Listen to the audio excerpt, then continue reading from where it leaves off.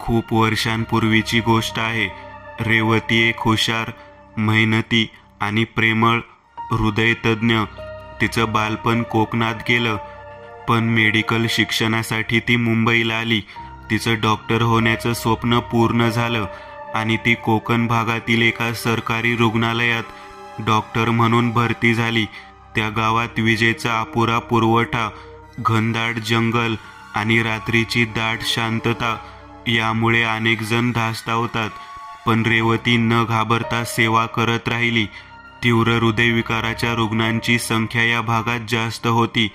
अनेक वर्ष ती एकटीच झटत होती, पण त्यानंतर तिचं जीवन बदललं. आदित्य मुंबईत भेटलेला एका नामांकित हॉस्पिटलमध्ये कार्डिओलॉजिस्ट. दोघांची ओळख एका सेमिनारमध्ये झाली आणि अल्पावधीतच प्रेमात बदलली. आदित्य साधा, कुटुंब केंद्रित होता. त्याने रेवतीचं खेड्यात काम करणं कौतुकानं पाहिलं. रेवतीचं लग्नाचं वय झालं होतं व आदित्य पण तिच्याशी लग्न करण्यास आपणाहून तयार होता. रेवतीकडं प्रथा होती की लग्नाचे सर्व विधी मुलीकडेच होतील. रेवती आधुनिक विचारांची, पण गावाशी गाभा जोडलेली मुलगी.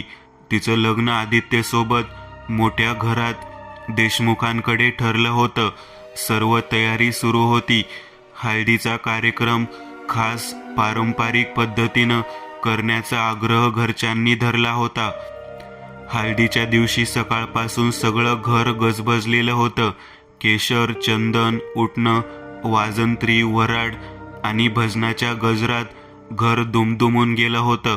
दुपारी रेवतीची हळद झाली व सवाष्णी जेवण झाले. त्या दिवशी रेवतीच्या चेहऱ्यावर वेगळंच तेज होतं. हळदीचा सुवर्ण रंग चमकत होता. पण संध्याकाळी अचानक तिच्या मोबाईलवर एक फोन आला. मॅडम, कृपया हॉस्पिटलमध्ये या. दुसरे डॉक्टर नाहीत, तुमची एक जुनी रुग्ण गौरी इमर्जन्सी आहे. रेवती एक डॉक्टर होती. तिचं कामावर प्रचंड प्रेम.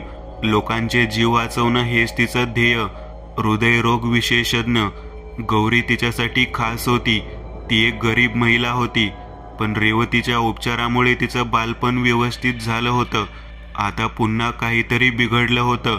मी येते असं म्हणून तिने मोबाईल बंद केला. पण घरचे सगळे सांगू लागले, हळद लागल्यानंतर तू घराबाहेर गेलीस तर शाप जागा होईल. सगळी अंधश्रद्धा आहे ग. आता माणसाचा जीव महत्वाचा की आपला आनंद. आई येते मी असं म्हणून ती रुग्णालयात निघाली.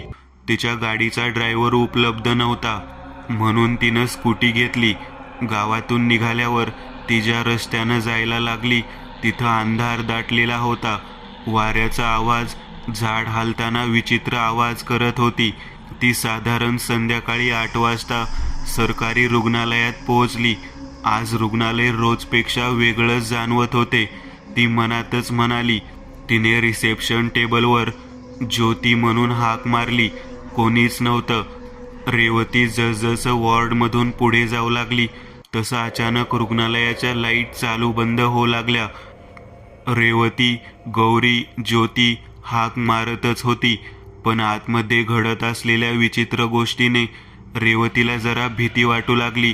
हे काय चालू आहे? ती तशीच माघारी बाहेर आली व ज्योतीला फोन लावला. रिंग वाजत होती. ज्योतीने फोन उचलला. हॅलो मॅम, कशी झाली तुमची हळद? असं ज्योती समोरून म्हणाली. ज्योती, अगं तुम्हाला फोन केलता ना, गौरीची इमर्जन्सी आहे, लवकर या. मग हे असं काय बोलतेस तू? नाही मॅम, मी असा कोणताच फोन केला नव्हता आणि अशा कोणत्याही व्यक्तीची आज केस आपल्याकडे आली नाहीये. बरं, ठेवते फोन. असं म्हणून रेवतीने फोन ठेवला व गडबडली. असं कसं? फोन तर आला होता. मग इथे कोणीच नाही, असं कसं होऊ शकतं? तेच. आणि तेव्हा फोन परत वाजला. तोच नंबर, पण आवाज खर्जात, अस्वस्थ. तू नियम तोडलास. आता हळद तुझ्या शरीरात साचली आहे. बाहेरचं प्रत्येक पाऊल तुला मृत्यूच्या दिशेने नेतंय. हॅलो, कोण बोलतंय? पण तिकडून फोन कट. रेवतीच्या अंगावर काटा आला होता. हे कोण, काय, कशासाठी बोललं? तिने त्याच विचारात गाडी चालू केली. व घरी परतत असताना अचानक त्या रस्त्यावर एक पिवळ्या साडीतली ती स्त्री पाहते, पण तिची काही थांबायची इच्छा नसते. ती स्त्री थेट गाडी पुढे उभी राहते. रेवतीला ब्रेक मारून गाडी थांबवावी लागते आणि क्षणात ती स्त्री हवेत विरघळते. हे बघून रेवतीला धक्का बसतो. ती आजूबाजूला वर खाली बघू लागते. खरंच भूत आत्मा असतं काय, की मलाच भास होतात? रेवती विचार करते. घरून काकाला बोलवावं निम्म्या रस्त्यात, म्हणून ती बॅगेतून फोन काढते. पण काय, फोन तर बंद पडलेला असतो. आता तर 80% बॅटरी होती. ती खूप प्रयत्न करूनही फोन चालू होत नाही. हे काय विचित्र घडते. असंच विचार करत ती पुन्हा गाडी सुरू करते व घराकडे निघते. ती गाडी चालवत असताना शेजारील आरशात तिचं लक्ष जातं. तीच स्त्री तिच्या मागे बसलेली दिसते व रेवतीकडे बघून हसत असते. रेवती प्रचंड घाबरते. जोरात करकचून गाडीचा ब्रेक मारते आणि घामाने भिजलेली असते. घाबरत घाबरत मागे वळून बघते. मागे कोणीच नसतं. इतक्या वर्षात असं कधीच घडलेलं नव्हतं. ती पुन्हा गाडी चालू करते. आरशात वगैरे न बघता सरळ गाडी चालवते. गावात परत येताना रात्री उशीर झालेला असतो. घर जवळ आलं तसं तिला हलकं वाटू लागलं. आज नक्कीच मला भास होत आहेत, म्हणून असं दिसलं. असं बोलून तिने घराचा दरवाजा वाजवला. काकांनी कंदील घेऊन दरवाजा उघडला. लाईट गेलेले. रेवतीने हळूहळू घरात प्रवेश केला. सर्वजण शांत. तिची आई, बाबा आणि मावशी एका खोलीत बसलेले. डोळे लाल, चेहऱ्यावर भीती. आई ओरडते, तू का गेलीस? तुला शाप लागला आहे. हे काय बालिशपणा आहे? काहीही बोलत आहात. रेवती आधीच वैतागली असते.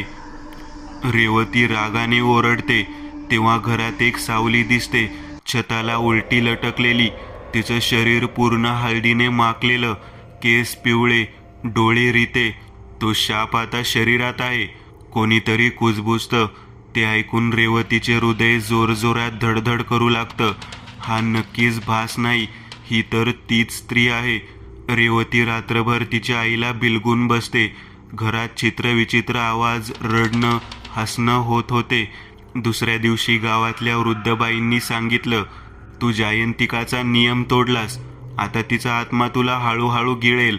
रेवतीला काहीच पटत नाही. ती गावातल्या जुन्या वाड्याकडे जाते. तिथे जायंतिकानं आत्महत्या केली होती. तेथे गेल्यावर तिला एका जुनाट खोलीत एक हळदीचं ताट सापडतो आणि एका कोपऱ्यात एक आरसा तुटलेला, पण त्यात काही हलताना दिसतं. ती घाबरत जळत जाते आणि आरशात बघते, पण स्वतःचं प्रतिबिंब नाही. त्याऐवजी एक हळदीने भरलेला चेहरा, तुटलेले ओठ आणि एक दात वाकडा हास्य. हे बघून ती भेदरते. पटकन आरसा खाली सोडते व पळू लागते. तिच्या मागून आवाज येतच असतो, माझं आयुष्य गेलं, तुझं पण घेईन. आवाज आरशातून येतो. त्या रात्री रेवतीला शरीरात विचित्र गोष्टी जाणवतात. अंग खरुजायला लागतं. त्वचा पिवळी पडते. आई, हे काय होते बघ आईला. कोणालाही काही समजेना. ती डॉक्टर असूनही याला स्पष्टीकरण देऊ शकत नव्हती. तिला हळूहळू खूप ताप वाढू लागतो. ती गुंगीत जाते. अंगाची लाही लाही होत असते. तिच्या हाताची त्वचा कुरतडते आणि यातून हळद बाहेर येत असते. ती ओरडतच जागी होते. थरथरत असते. स्वतःच्या शरीराकडे बघते. हे काय, हळद माझ्या रक्तात साठते आहे. ती स्वतःशी ओरडते. तिला तिच्या लग्नाचं स्वप्न पडलेलं. थरथरतच सांगते, पण वर गाभाऱ्यात उभा आहे आणि तिची जागा जायंतिका घेत आहे. तोंडातून हळद ओकत गावातल्या एका म्हाताऱ्या 100 वर्षाच्या बाईनं सांगितलं, त्या शापातून सुटका हवी असेल तर हळदीच्या झाडाशी तू 3 रात्र तासभर उभी राहा. तोंडात गंध नाही, बोलू नको आणि एक शब्द सुद्धा उच्चारू नको. रेवती ते रोज करत असते. पण दुसऱ्या दिवशी रात्री अचानक झाडाच्या आजूबाजूला पिवळे सडे, कुचके, हसणारे चेहरे जमतात. ती तिच्या नावानं हाक मारतात, रेवती चल, आमच्यासारखी हो.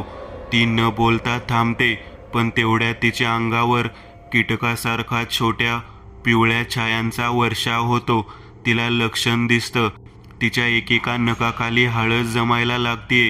रेवती तिथेच उलट्या करू लागते, जणू हळदीची उलटी, व तिथेच चक्कर येऊन पडते. घरचे घाबरून डॉक्टरांना बोलवतात. ती गर्भवती आहे हे अचानकच समजतं, पण डॉक्टर म्हणतात, या बाळाचं DNA माणसासारखं नाही, त्याच्या शरीरात हळदीसारखा काही पदार्थ तयार होतोय. हे ऐकून घरचे व ती हादरते. म्हणजे हे बाळ माझं नाही, हे जयंतिकाचं आहे, ती ओरडते. रात्री ती झोपलेली असते. तिच्या पोटावर थंडगार स्पर्श जाणवतो. ती पाहते, तिच्या पोटावर एक स्त्रीचा हात आहे, हळदीचा. हे माझं बाळ आहे, तू फक्त वहिनी आहेस. हे ऐकून रेवती प्रचंड रडू लागली. हे काय होते? तिला काहीच डॉक्टर असूनही समजत नव्हतं. पण ते पोटात असणारं कसं संपवायचं? तिचं पोट दिवसेंदिवस 5-6 महिन्याचं गर्भवती वाटत होतं. गावातील भटजी एक गुप्त समारंभ ठेवतो. तिथे फक्त रेवतीला घेऊन जातो. तिच्या भोवती रिंगण करतो व गंगाजल शिंपडतो. हळदीच्या झाडाची पूजा करायला जसं सुरुवात करतात, तसं जोरजोरात वारे वाहू लागतात. ती स्त्री, तिचा विद्रूप चेहरा सर्व दिसू लागतं. ती तिथंच हळदीच्या झाडावर असते. भटजी म्हणतात, घाबरू नको, हालू नकोस. भटजी शुद्धीकरण आणि आरशाच्या समोर जयंतिकाला भेट देणं, यासाठी तुला स्वतःला सिद्ध केलं पाहिजे. रेवती असं बोलतात व मंत्र उच्चारतात. त्या रात्री ती तिथे आरशासमोर उभी राहते. तिचा चेहरा फाटलेला, डोळे रक्ताळलेले, पण ती धीरानं उभी राहते. आरशातून जयंतिका बाहेर येते. तिचा चेहरा जळालेला, शरीरावर हळद सडलेली, आणि ती हसते. तू माझी जागा घेतलीस, पण आता मी तुझ्या शरीरात कायमची राहीन. तेव्हा रेवती शुद्धीकरणाच्या तांत्रिक मंत्राचा उच्चार करते आणि जयंतिकाचा आत्मा चित्कार करत आरशात परत जातो. रेवतीच्या पोटातून हळदीचा मोठा गोळा बाहेर येतो. खूप रक्त जातं, जणू काही त्याला वेगळंच आकार असतो. आरसा तुटतो आणि रेवतीचं शरीर पुन्हा सामान्य होतं व ती बेशुद्ध होते. परत नवीन मुहूर्त शोधून रेवतीचं व आदित्य लग्न शुद्धपणे पूर्ण होतं. तेव्हापासून रेवती कधीही असल्या गोष्टीवर अविश्वास दाखवत नाही. तुम्हीही कधी असं ओल्या हळदीने बाहेर पडू नका. तो शाप पूर्ण संपला की नाही माहिती नाही, पण रेवती मात्र त्यातून नशिबाने वाचली.